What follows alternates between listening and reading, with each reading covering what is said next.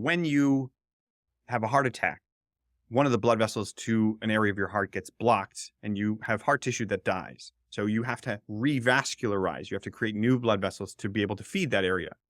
In that case, creating new blood vessels is pretty important. For healing, new blood vessels are good. If a small cancer puts out a signal, says, hey, blood vessel, come over here. I want to grow. Blood vessel growth in that case is not so good. You and I create about 5,000 cancers every day. Every single person walking and talking out there creates cancers every day. That's why we have a T-cell immunity system.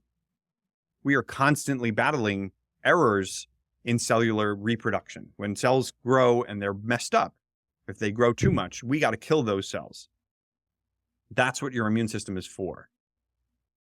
Your immune system keeps those 5,000 new cancers in check pretty well. Most of us survive 60, 70 years without cancers.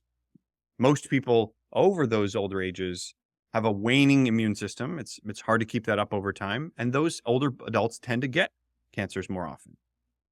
Part of that is this balance of angiogenesis. Cannabis, like all of nature and vegetables and fruits, pushes against angiogenesis. So as people consume high doses of cannabis or vegetation, vegan diets, for example, come with less cancer. Those people get fewer cancers. Those small cancer cells don't have enough power to be able to pull a blood vessel to them and grow beyond what they can be fought.